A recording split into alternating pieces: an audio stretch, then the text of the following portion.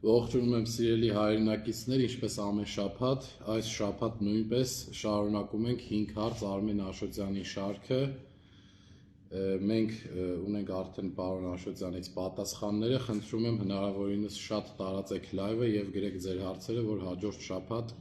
Արմեն Աշոտյանը պատասխանի ձեր հարցերին։ Կարդամ առաջին հարցը եւ հաջորդաբար կարդամ պատասխանները։ Երվանդ Հակոբյան,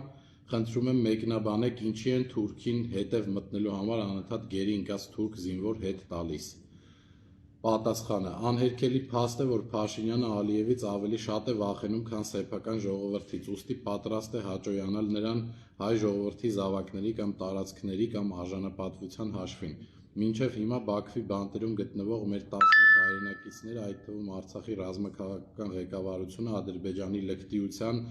անպատժելիության, նենգության եւ ցինիկության ապացույցն են։ Եթե Նիկոլին թվում է, որ ադրբեջանցի զինվորի միակողմանի արտահանձնումը Ալիևի իրոք գնահատելու է, ապա սա հերթական դատարկ նսեմացուցիչ քայլն է իրականում։ Դիմացինի վեհանձն կամ մեծահոգի թեստը այդպիսին է դիտվում։ Եթե դիմացինին հարգում են, այդ դեպքում անգամ փորձում են փոխադարձություն ցույց տալ, լավության տակից դուրս գալ։ Նիկոլ Ալիև հարաբերությունները այդպիսին չեն, ուստի ադրբեջանցու միակողմանի արտահանձնումը ավելի շուտ քծնանքի եւ թուլության հերթական նշան է Ալիևի համար, ով անգամ թղթով ստանձնած պարտավորությունները վերադարձնելու հայ գերիներին չի կատարում, ուր մնաց գնահատի Նիկոլի մեր բանտարկված հայրենակիցների արած լավությունը։ Մեկ այլ փաստ էլ արժի արձանագրել։ Ադրբեջանցու ազատումից ընդամենը մի քանի օր առաջ նրան ՀՀ օրենսդրությամբ շատ խիստ մեղադրանքներ առաջադրվեցին, որոնք անհիմն դուրս եկան նույն իրավապահների գնահատմամբ։ Այն պահին, երբ Հայաստանի բանտերում տասնյակ քաղբանտարկյալներ կան, որոնց վրա նիկոլական համակարգը փնթի կերպով գործեր է կարում, նույն Նիկոլին հանձնարարությամբ Ադրբեջանի դիվերսանտը ձեռքի մեկ շարժումով դառնում է մոլորյալ։ Այսինքն Նիկոլի օրոք հայը Հայաստանում հայ մնալու ցանկության համար դատվում է, իսկ ադրբեջանցին իրեն լավ է զգում։ Հարց երկրորդ, Ալլա Թովմասյան։ Պարոն Աշոտյան, կրթությունը ցավալի վիճակում է, ինչ կփոխեիք կրթական համակարգում ուղղելու համար այս աղետալի վիճակը։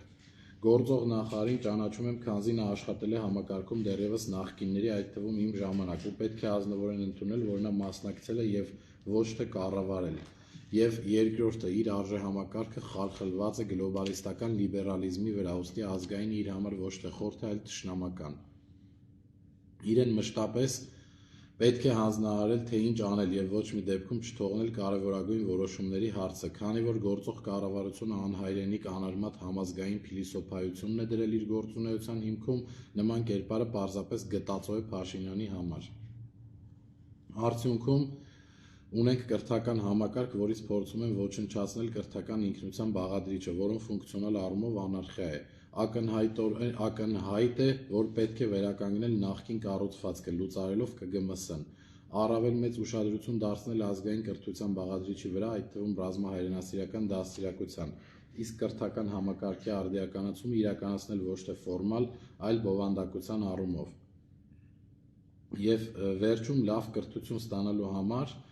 երկու հիմնական շարժիչ ուժ կա, երկու հիմնական մոտիվացիոն գործոն՝ ստացած կրթության շնորհիվ լավ ապրելը եւ հասարակության մեջ լավ դիրք գրավելը։ Հայաստանում այս իմաստով կարիք կա բարենպաստ միջավայր ստեղծելու։ Համաձայնենք իշխող վերնախավին նայելով, նրանց ցածր ինտելեկտուալ, բարոյական, էմոցիոնալ մակարդակը տեսնելով իմ նշած երկու մոտիվացիան էլ հանձնվում է։ Հարց 3, Նորայր Սարգսյան, պարոն Աշոտյան, Սոչիում Սիմոնյան Մարգարիտան մտցրեց ցեխը մեր երիտասարդներին, ասելով, որ Նիկոլը հայ ազգի կործանման պատճառն է։ Երբևէ մենք ունեցել ենք նման խայտարակ դիվանագիտական հրապարակային անհաջողություն եւ ինչն էր նա ցանկանում ակնարկել։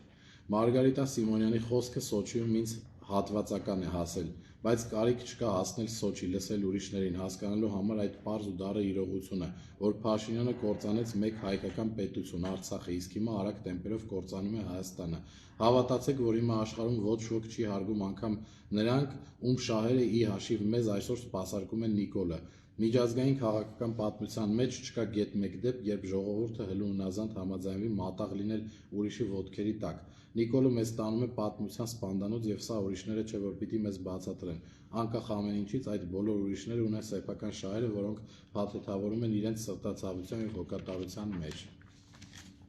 Հայ ժողովուրդը պարտավոր է ինքը լուծել այս հարցը, որպեսզի հետո ոչ մեկին չմեղադրի կամ պարտական չլինի։ Հարց 4. Կարեն Սերոբյան.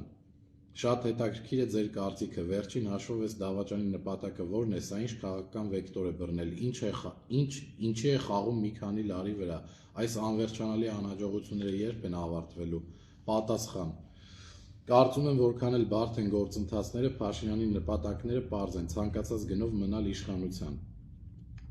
Այս արկածախնդրության հիմքում թե խելքի, թե բարոյական ճգնաժամն է իր եւ իր թիմի մոտ, որովհետեւ նման սալտոների իրական գինը վճարելու է հայ ժողովուրդը, այդ թվում իր զավակների կյանքով։ Նիկոլը իրականում եվրոպամետ չէ, նա չի կրում եվրոպական քաղաքակրթական արժեքները, նա ոչ թե եվրոպական արժեքների կրող ինտելեկտուալ փիլիսոփա է, այլ սարից իջած եւ Փարիզի վրա բերանը բացած գիքոր։ Նա փորձում է խաբել ոչ միայն պատմությանը, այլև աշխարհագրությանը։ Հավատացեք, որ երկուսն էլ թե պատմությունը, թե աշխարհագրությունը դաժան են իրենց կանոնները եւ օրենքները անարգողների նկատմամբ։ Փաշինյանը սիրում է ասել, որ նավը ուզում է հասնել նավահանգիստ, բայց արդյոք նավերի ֆունկցիան նավահանգստում լռվելն է։ Նավերը նավարկելու համար են, իսկ նավահանգստում մնացածները կամ թանգարան են դառնում կամ ջարդոն։ Եվ վերջին հարցը Նարինե Սահակյան. Նորից բացահայտ ատելության խոսք է սկսվել ՌԴ-ի դեմ, ինչի կբերի այս քաղաքականությունը, մենք մինչև երբ ենք ունենալու մահեր եւ կորուստներ։ Պատասխան. պետք է հստակ արձանագրել, որ երբ քննադատում ենք քաղաքականությունը, որ վարում է Նիկոլը, դա անում են բացառապես հայկական շահերից ելնելով եւ ոչ թե ներկայացնելով Կրեմլի շահերը։ Անգամ եվրոպացիներն են բարձրաձայնում, որ Ռուսաստանի փոխարեն Հարավային Կովկասում նախընտրում են Թուրքիային։ Այո, ռուսների իդեալական դաշնակիցներ չեն, եթե այդպիսիք առհասարակ լինում են։ Ռուսական քաղաքականությունը Հարավային Կովկասում մեղմ ասած անհասկանալի էր դեռևս 2018-ի Թավշյա իշխանազավթումից սկսած, որքան էլ ոմանց հիմա դուր չի գալիս այս դառը ճշմարտություն, բայց անհերքելի է, որ 18-ին եւ 2021-ին Փաշինյանը վարչապետ դարձավ գեոպոլիտիկ կոնսենսուսի շնորհիվ, այդ թվում Ռուսաստանի համաձայնությամբ։ Պարզ էր, որ նա ինչ-որ մեկին գցելու է իր գեոպոլիտիկ խաղերի մեջ եւ այլևս անթակույց է, որ նա ընտրել է արևմտյան բևեռը։ Հիշեցնեմ, թե ինչպես էր Փաշինյանը 2018-ի միտինգներին ինքնամոռաց հիշատակում եւ հրճվում Մարիա Զախարովայի մեկնաբանություններով, ինչպես խախտելով ՀՀ Սահմանադրությունը Սիրիա ուղարկվեց հայկական զորախումբը, ինչպես էր ռուսական կենտրոնական մեդիաներով Զելենսկին խորհուրդներ տալիս Պուտինի հետ աշխատելու հարցով եւ այլն։ Զավեշտը, երբ իրենց հակառուսականությանը Փաշինյանը եւ իր թիմը հիմա հրամցնում է մեզ որպես սուվերենության անկախության համար պայքար։ Ադրբեջանը եւ Թուրքիան կանոնավոր կերպով ոտնահարում են մեր ինքնիշխանությունը, սակայն Նիկոլը համառորեն լուր է այս ուղղությամբ, ավելին նաեւ համաձայնում է Ադրբեջանի եւ Թուրքիայի պահանջներին օրենքով ՀՀ Սահմանադրությունը փոխելու հարցով։ Եվ այս ֆոնի վրա ինքնիշխանության համար պայքարում թիրախ դարձնել Ռուսաստանը իրականությանը չհամապատասխանող բլեֆ է։ Այո, մենք կախված ենք Ռուսաստանից ճիշտ այնպես, ինչպես Կանադան ԱՄՆ-ից, Մոնղոլիան Չինաստանից, Խորվաթիան Գերմանիայից, էլ չասեմ բազմաթիվ երկրների կախվածությունների մասին մեկ այլից։ Հայաստանը չունի որևէ ռեսուրս ներգրավելու գեոպոլիտիկ պատերազմի մեջ ՌԴ-ի եւ Արևմուտքի միջև ոչ մարդկային, ոչ տարածքային, ոչ բնական պաշարների։ Ավելին, Հայաստանը չունի նաեւ ոչ մի շահ դառնալու գեոպոլիտիկ նորակոչիկ։ Դա մեր պատերազմը չէ։ Հարգանքով Արմեն Աշոտյան, ՀՀԿ փոխնախագահ, Նուբարաշեն ՔԿՀ 09/03/2024 թվական։ Սիրելի հայրենակիցներ, այսքանն էին այսօրվա հարցերը եւ պատասխանները, ավարտեցինք այսօր մեր լայվը եւ խնդրում եմ նորից լայվը հնարավորինս շատ տարածել եւ ակտիվ լինել հարցեր ուղղելիս, որին կպատասխանի Արմեն Աշոտյանը։ Շնորհակալություն, հաջողություն։